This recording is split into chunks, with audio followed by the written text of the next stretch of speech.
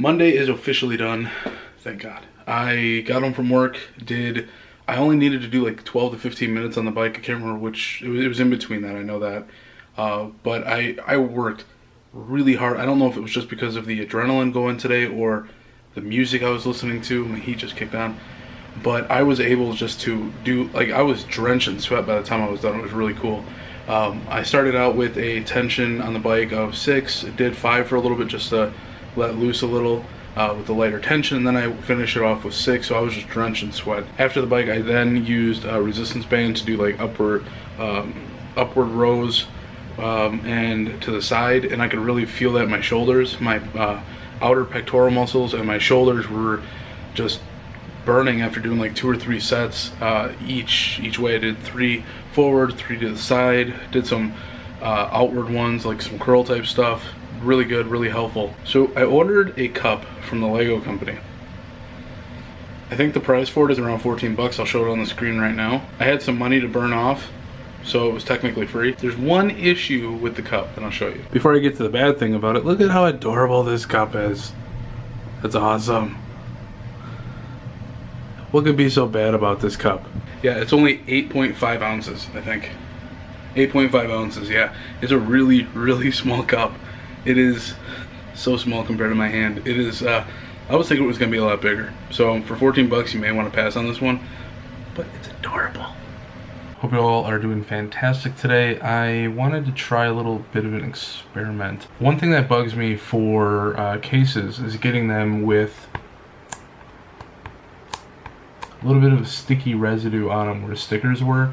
The GameStop ones were really easy to get off of this one, but somebody wasn't exactly the cleanest person with this case, and they still have sticky residue on where the sticker was on the opening, or around the opening. So I want to try something, and we're going to try it with this Dragon Ball Xenoverse, since I mean, I care about the game, don't get me wrong, but it's not one of my more rare games, so I want to try it on one like this first. Plus, if anything goes wrong on this one, I can always purchase another PS4 case for pretty cheap. What I'm going to be using for this is 91% alcohol. You can find this is a Walgreens brand one. You can find it in any of your first aid or medical aisles in any store. I usually go with, like, say this or nail polish remover. The only issue with this stuff, and why I talked before about maybe ruining the case, is because it's sort of a guessing game. Unless you know this stuff 100%, you don't know how it's going to react to the plastic of the case or the overall plastic covering the art, not just the actual plastic of the case itself, but this clear plastic sheet covering it.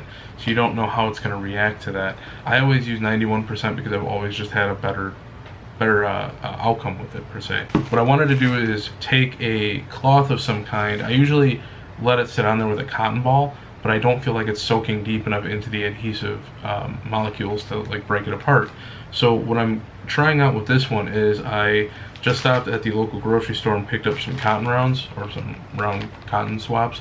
And what I'm going to do is just soak it completely in the alcohol, let it sit on the adhesive part for a little bit, probably about a good 10 minutes, let it thoroughly soak in, come back, and then see how much of it I can actually get off. So it's a little bit of experimentation time. Get some paper towel down. Make sure we take the art out. Don't want anything to happen to that. See where the sticky part was. So this I want to get rid of. And over on the edge. The only thing that really worries me with stuff like this is that being so close to the edge, where these things are, or where the plastic sheets are kind of held into the case, I don't know how it's going to react with that seal. So I don't know if it's going to tear it apart or what. We need to find out though. Alright, this is pretty soaked. Unravel this. Yeah, this thing is soaked.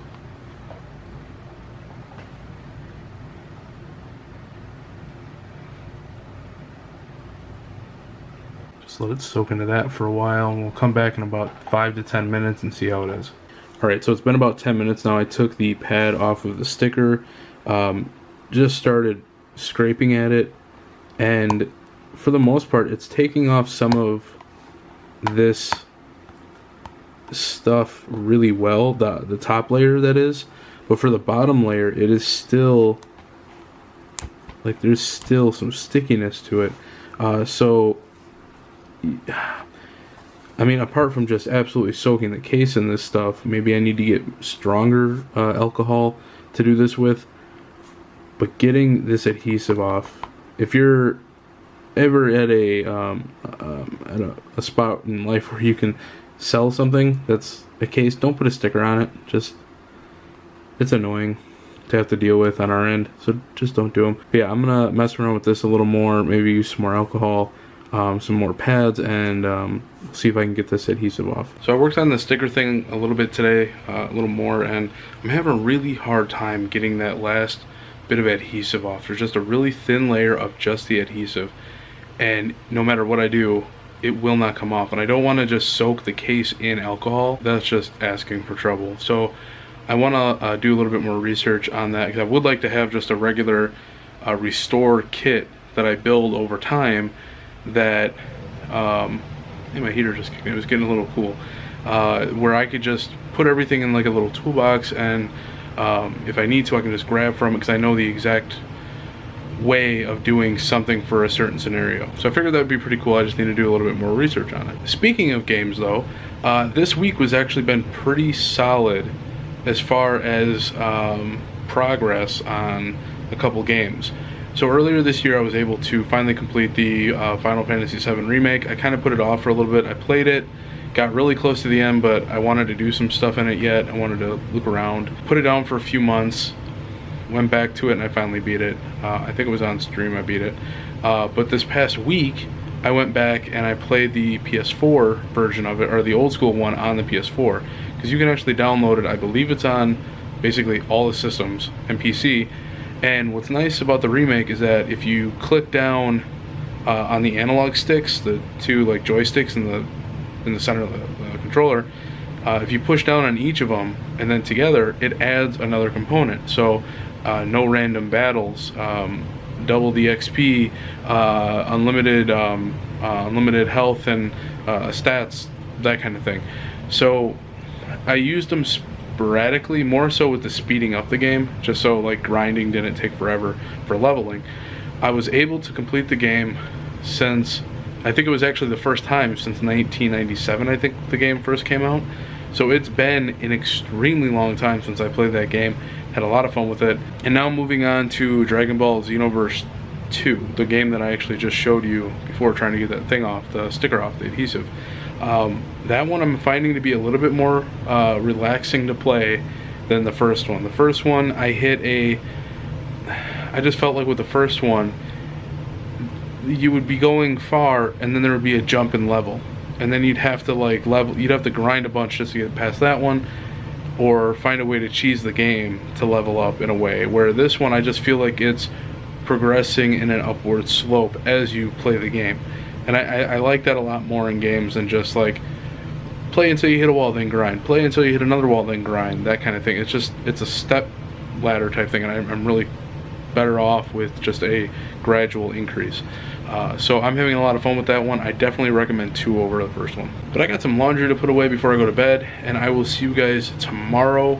I'm gonna be looking into some Disney stuff. It's my day off from exercising. I exercised Monday and today.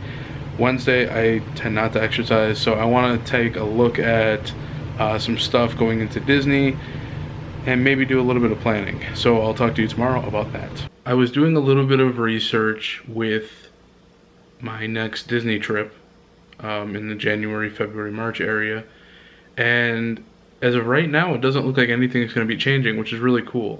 From my last trip in September with my buddy to now, it doesn't look like very much has changed. The only 2 big changes that I've seen are that it's now operating at about 35% capacity, and they made it to where you can, well, as of January 1st, you can park hop a little. It's not to, I don't think it's to the extent of, I'd have to look into it a little more.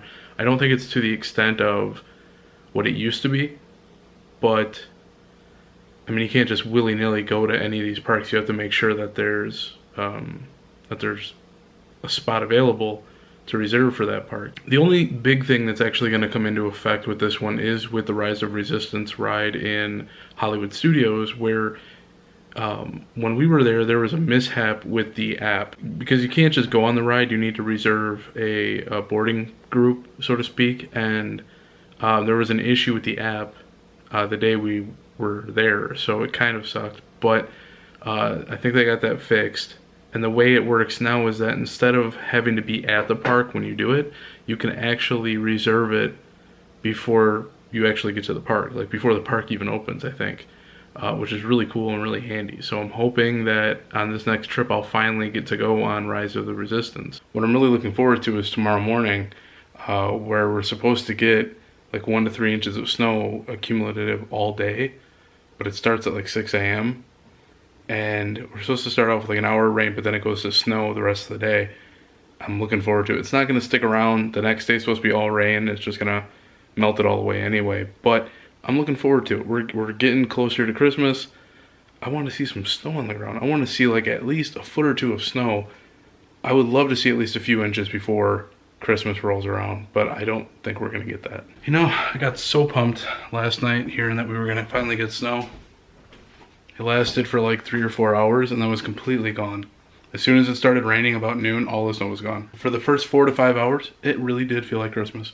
So I'm happy. And a happy Thanksgiving to everyone. It is now Thursday. If you don't celebrate it, happy Thursday to you. We're getting close to the week, so that's something to be thankful for. Even if you don't celebrate it, I hope you take a moment to just sit down, relax, and reminisce on the things you are thankful for. In 2020, that can be really hard, but there's always little things, and those little things added up can equal one big thing. So just focus on all the little things that you have that you're thankful for, and feel blessed to have those, and look forward to a better year with 2021. Hopefully with all the COVID stuff over and done with, maybe, I'm hoping, fingers crossed. Just got back not too long ago from my parents' place. My issue with that, I know some people are gonna see that as like, well, you traveled for Thanksgiving, you're not supposed to, CDC regulations. My belief with that is if you can keep the group to like numbers of 3 or 4, you're fine. Keep it that way.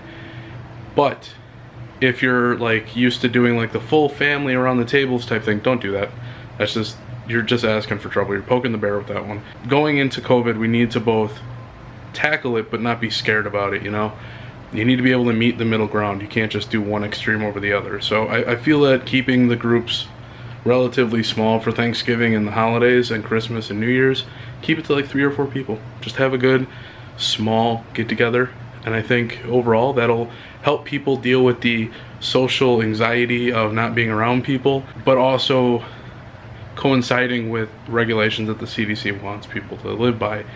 So hopefully everybody has a safe holidays moving forward with Thanksgiving and then Christmas and New Year's.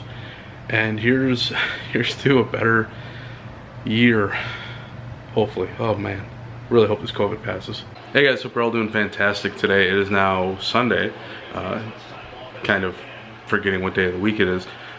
Just chilling back, relaxing, watching some football today, and enjoying a good, relaxing end to the weekend. I kind of wish it was a little longer. I had some stuff I was kind of in the process of doing with organizing and cleaning, which I'll get to in the next video, because I have some stuff that has to do with how I'm going to be recording some of my future content on the channel, and I think it's really interesting, but I also want to make sure I get all my ducks in a row and tell you guys all the information I can at one point before ordering what I need to.